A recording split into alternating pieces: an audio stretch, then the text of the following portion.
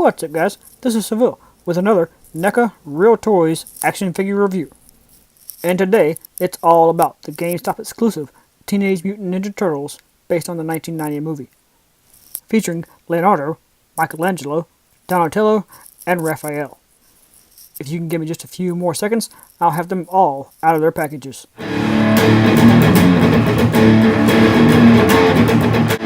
If you enjoyed this video, please give it a thumbs up and comment below. And if you want to see more from me, please subscribe and hit that notification bell. Now that they're all out of their packages, I'm going to give them each a few seconds on the spinner. That way you can get a good idea of what they look like all the way around. For the most part, they do all share the same body type from the neck down. But there are some differences here or there that I'll get more into later on. So far though, I've been thoroughly impressed with each of these figures. I've personally been a Ninja Turtles fan ever since the original 80s cartoon. But back then, the action figure and toy industry had an entirely different landscape than it does now, with kids being the vast majority of the collectors. But as those kids, such as myself, grew older, many brands began to adapt to our desires for higher detail and articulation. But Playmates Toys, the company that owns the master license for Ninja Turtles, never really kept up.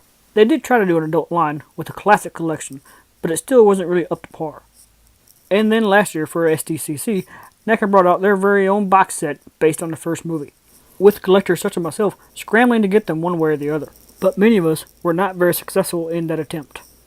However, now thanks to the GameStop exclusive single pack versions, we've gotten another chance. Each individual turtle still comes with all their weapons and accessories, making the only real differences between the two sets are the package style for one, and the single Mutagen canister accessory that was in the 4-pack. Everything else though is here. So now I'm going to compare them all to each other to see what slight differences they may all have. Just from this frame alone, you can see that they do have a little bit of different spot patterns and color patterns, where like some of the browns and greens mix differently per turtle. Some of their sculpts are just a little bit different in certain areas, more than just the heads. Like you can see here, their upper arms, where the biceps and triceps are a little bit leaner and more cut on Leonardo and Mikey, but Donatello and Raphael have a more bulkiness to their arms. Their shells all have some differences too. Again, Mikey and Leo are kind of a pair together, and then Donnie and Raph are kind of a pair together. But even Raph is a little bit different because his shell is a little more scratched up and banged up, as if he's been in more fights. They each have unique ways to holster their weapons too. Raph is the only one that holsters purely in the front, with loops sculpted into the belt to hold his size. For some reason, Donatello was given fabric straps that tied into the main sculpted one, but they quickly came untied during my photography. And in my attempt to retie the lower strap, it came almost entirely unraveled, pretty much making it useless. So if I ever want my Donatello to wear his bow staff on his back, I'll have to find some other way to make that work. For Michelangelo, there's not really a sculpted place in the belt to put his nunchucks, but they can be squeezed into the belt on either the front or the back. And then of course the most straightforward one is Leonardo with his scabbards. His swords slide snugly down into the slots. Another detail I really like is how all the different elbow pads and knee pads have different shades of discoloration, giving the pads of each turtle their own sense of wear and tear. Of course, what really sets these turtles all apart is their head and face sculpts, with each turtle looking like they came straight off the movie set, with their individual shapes, demeanors, as well as identifying expressions. In my opinion, when it comes to capturing the likeness of the original movie Turtles, there's never been anything better at this scale. Speaking of scale, I'm going to bring in some figures from other brands so that you can see how the turtles stack up next to them. Starting with Leonardo next to Deathstroke from DC Collectibles, and then Michelangelo next to Mattel's DC Multiverse Injustice 2 Superman and movie Batman. Now here's Donatello next to the Power Rangers Legacy Armored Red Ranger, and finally Raphael next to the Marvel Legends Daredevil and Elektra from the Netflix series. Before moving on to the articulation, I do want to give a closer look at all their accessories. Starting with Leonardo's swords, which look really nice with great color and detail, as do the additional bandana attachment and pizza slice. The bandanas all have a peg to plug into the back of their heads, which are quite similar to the wrist pegs for the hands. Unfortunately, one of Leo's broke when I was switching it out for different pictures. The stick part in the hand that the little loop goes over broke out of the hand on one side, so it came clean off. The peg itself got stuck in Leo's wrist for a little while, which I should have photographed, but at the time I was more concerned with getting it back out so I could put the other hand back in. Moving on to Michelangelo, his nunchucks look great, definitely having a wooden aesthetic to them, and are also painted really nicely. Unfortunately, that one string coming out of that nunchuck is already making me nervous about one day losing it. And of course, he has his own slice of pizza, as well as the alternate bandana and hands.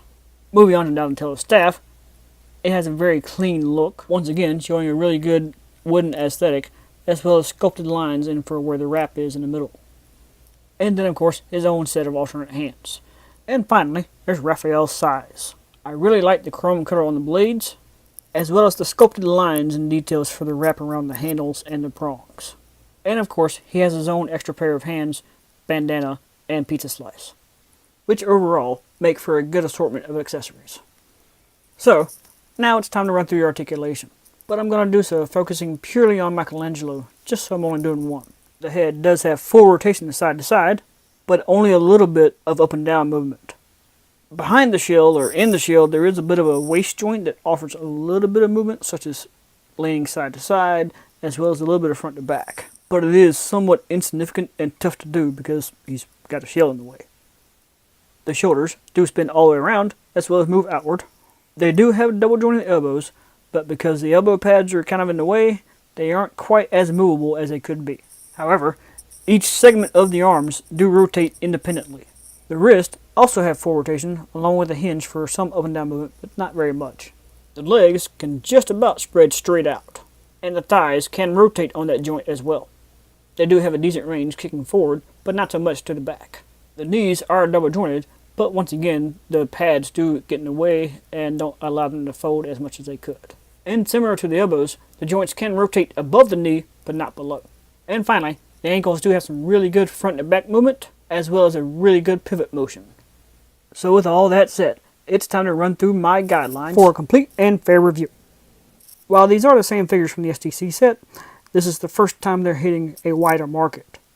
They certainly have a very high amount of detail, and they are incredibly accurate. But there are some quality control issues, especially in the accessories. However, they do have plenty of accessories, and they are in scale with other NECA figures.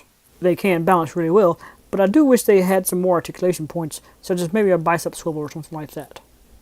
Overall though, the retail price of roughly $25 does seem fair for these figures, if you can find them online or in the store.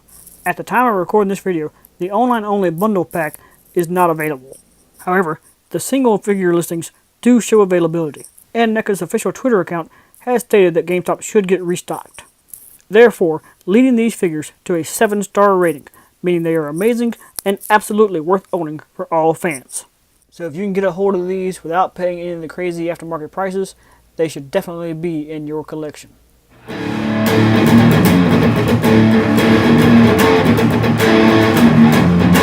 Thank you guys for watching, and if you like this video, get over here! And subscribe to Civilian Collectibles.